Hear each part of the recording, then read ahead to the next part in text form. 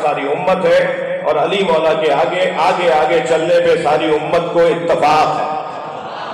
पहुंचे हैं एक किले के करीब, वहां बैठे, हजरत ने जमीन पर हाथ रखा। अब जो रिवायत मैं आपको अरबी का जुमला सुनाऊंगा, आपके पास सबके पास मोबाइल है, गूगल पे सर्च कर लीजिएगा, 4 हवाले मुझे भी बता दीजिएगा। मैंने तो एक हवाला दिया है ना आपको, आप 4 मुझे बता देंगे। आज बहुत आसान हो गया है। आज आप हम खुतबा से कहा करें कि अरबी की रिवायत सुनाइए। अरबी की रिवायत पूछना आपका हक है, बताना मेरी जिम्मेदारी है, और सर्च करके तो आप 4 हवाले मुझे दे देंगे। रिवायत कहती है मौला ने जमीन पर ऐसे हाथ फेरना शुरू किया जैसे कोई मालिक अपने बेचैन जानवर को प्यार करता।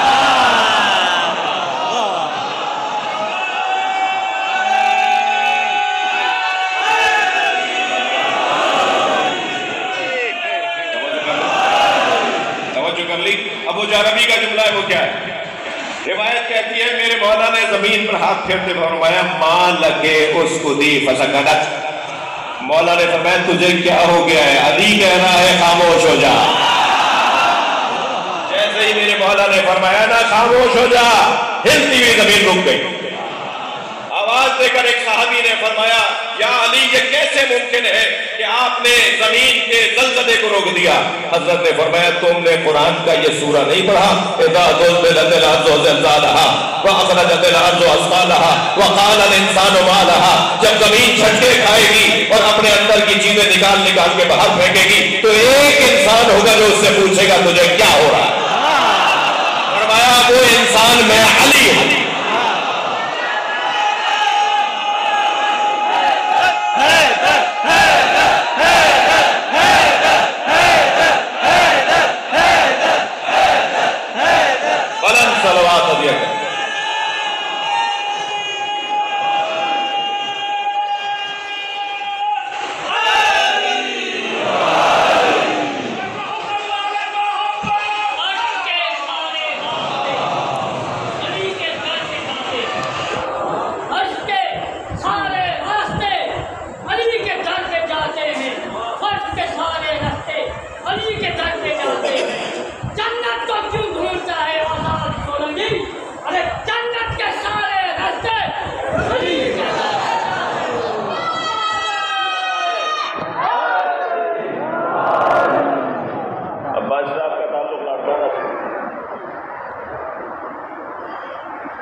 अब्बास साहब लाड़काना सिंध से ताल्लुक़ रखते हैं और सिंध कलंदर की धरती है। सिंध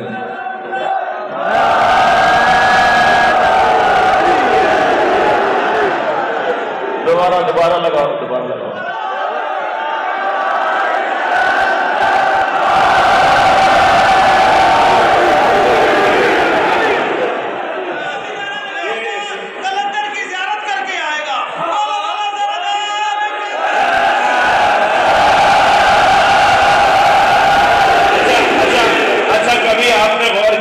कलंदर से मौलाइयों को इतना प्यार क्यों है? कलंदर सरकार से मौलाइयों को प्यार इसलिए है कि कलंदर को अली से प्यार। कलंदरम मस्तम हैदरियम बंदाए मुर्तजा अली हस्तम। तो ये एक कई बात तवील ना हो जाए, बात बहुत रोशन है। अच्छा, मैंने अभी आपको एक रिवायत सुनाई कि मौला ने कांपती हुई जमीन को रोक दिया और फरमाया वो क़ालल इंसानु मा लहा। जी तफसीर नूर सकलैन, कोई तकरीबन मेरे पास 35 तफसीरें सुन्नी शिया उलमा की मौजूद हैं, जिनमें बहुत सौ में ये मैंने रिवायत पढ़ी कि मौला फरमाते वो इंसान जो ज़मीन को कहेगा तुझे क्या हो रहा है वो मैं अली हूँ। अच्छा, हम शियों का क्या कसूर है? मुझे थोड़ी देर के लिए बताओ तो सही। जी हर बात में अली, हर जगह अली, इनकी महफिलें बगैर अली के नहीं, इनकी मजलिसें बगैर मौला अली के जिक्र के नहीं, इनके यहाँ जनाजों में अली अली, इनके यहाँ निकाहों में अली अली, इनके यहाँ हर सफ़र में अली अली, ये हर बात में अली। तो भाई हमारा कसूर क्या है? अल्लाह के दीन में कौन सी जगह है जहाँ अली नहीं? सरकारे दो जहां के पैगाम में कौन सा दिन है जहां अली नहीं? मुझे तो अगर मुझ तालिब इल्म से कहें कि साहब आपको मुझे कम से कम 40 साल हो गए मजलिस पढ़ते हुए, 7 साल की उम्र से मजलिस पढ़ रहा हूँ, अगर मुझ तालिब इल्म से कहे कोई ये कहे कि आप नबी की 63 बरस की नबवी जिंदगी, थके हुए तो नहीं है? हाँ, हम 23 बरस के बाद नबी होने के कायल नहीं है। सरकार 40 साल के बाद 23 साल तक के लिए नबी नहीं हुए। सरकार उस वक्त भी नबी थे जब आदम बने भी नहीं। सरकार दो जहां आज भी नबी है और सरकार दो जहां उस वक्त भी नबी रहेंगे जब सारी दुनिया खत्म हो जाएगी। इस सारी कायनात में बादल खुदा अगर कोई वजूद है तो उसे मोहम्मद मुस्तफा कहते हैं। सरकार दो जहां की 63 बरस की ज़ाहिरी नबवी हयात के बारे में अगर मुझसे पूछा जाए कि मौलाना 2 जुमलों में कहिए कि आपने क्या समझा है, सरकार ने 63 बरस में क्या पहुंचाया है, तो मैं तालिब इल्म 2 जुमलों में ये कह सकता हूं कि सरकार ने सारी जिंदगी या अल्लाह समझाया या अली।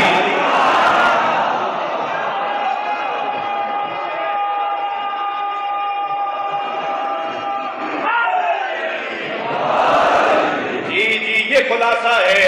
कौन सा दिन है जिस दिन मौला अली के बगैर नबी का गुजरा? तो शायर के 2 मिसरे हैं कि हर जा अली मिलेंगे ना दामन बचाइए। भाई दूसरे मिसरे पे तो बोलना बनता है आपका।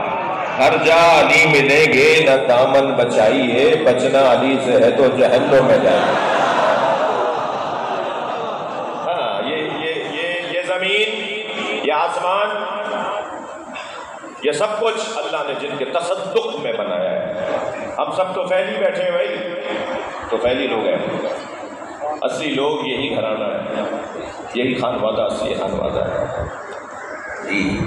जब बीवी का निकाह मौला अली से, अब देखें ना, जो लोग कभी कभी मजलिस में आना तो ज़रूरी नहीं है कि कोई कभी कभी आ रहा हो तो उसे बता रहा हो, लेकिन जो इस मिजाज से बिल्कुल ही नाआशना होते हैं ना, उनके लिए थोड़ा सा मुश्किल होता है हमारी कोई बात को समझना। अल्लाह ने जनाब ज़हरा का निकाह अर्श पर मौला अली से कराया और फर्श पर नबी से फरमाया आप अपनी फातिमा का निकाह पढ़ा दो। ये वाहिद रिश्ता है जो अर्श पर भी कायम हुआ और फर्श पर भी कायम हुआ।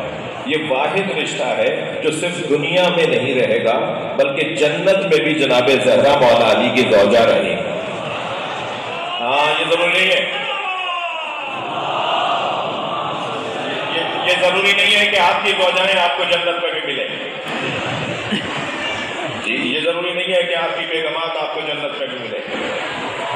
मैंने एक जगह जनरल साहब ये कह दिया, जब मैं मस्जिद से बाहर निकला तो एक खातून ने मुझे रोक लिया, कहने लगे मौलाना 40 साल से बर्दाश्त कर रही हूँ। तो अब आप क्या कह रहे थे कि क्या यही मिलेंगे हमें?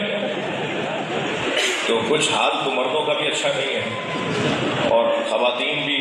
बहरहाल आप सबने मेहर तो दे दिया है ना जो शादीशुदा है। बेगमात के मकरूज लोग तो नहीं बैठे हुए ना। हाँ, जिन्होंने मेहर अदा नहीं किया वो मकरूज है ना। एक साहब कहने लगे ये अपनी बीवी से डरते क्यों हैं? तो दूसरे ने आहिस्ता से कहा कि इन्होंने अब तक मेहर नहीं दिया है, वो आए दिन जतलाती हैं। अच्छा, पुराने लोग तो 5-10 हज़ार में छूट गए थे, सस्ता दौर था ना। आज तो भाई 2-2, 4-4 लाख, 10-10 लाख, 20-20 लाख। और कायदा भी यही है कि जो जितना दे सकता है इतना ही मेहर होना जायज़ है। किसी की अगर 40 लाख तनख्वाह है और अगर 10 लाख मेहर रख रहा है तो ठीक है उसके लिए, तो हर एक के लिए अलहदा से हुक्म है। इसीलिए नबी ने मौला अली से पूछा था कि फातिमा को मेहर में क्या दोगे? तवज्जो है बात भाई, अगर आपकी तवज्जो होगी तो मैं एक मंजिल पर आऊँगा। मेहर घर के बड़े तय करते हैं ना, घर का दिला दो। मेहर घर के बड़े तय करते हैं ना जिसके घर का बड़ा अल्लाह हो, जिसके घर का बड़ा अल्लाह तय कर रहा है जनाब ज़हरा का मेहर। ये मैं कोई लफाजी नहीं कर रहा, हदीसें सुना रहा हूं आपको, ये रिवायात है जो आपको सुना रहा हूं। और हुस्न ये है कि ये रिवायात ज्यादातर अहले सुन्नत उलमा ने लिखी है, हमारे उलमा ने भी लिखी है। वो सुन्नी आलिम हमारे आलिम भी है, शिया आलिम उनका आलिम भी, आलिम आलिम होता है। खत्म करो इस बहस को। किस मुश्किल में मुब्तला है पाकिस्तान का शहरी? यही पाकिस्तान का शहरी जब दूसरे मुल्क जाता है ऐसा सीधा हो जाता है लेकिन यहाँ आकर ये सुन्नी हो जाता है, यहाँ के ये बरेलवी हो जाता है, यहाँ के ये देवबंदी हो जाता है, यहाँ आकर ये फिरकों में बढ़ जाता है, और वहाँ जाने के बाद इसके मिजाज में बेहतरी आ जाती है। इस वतन के साथ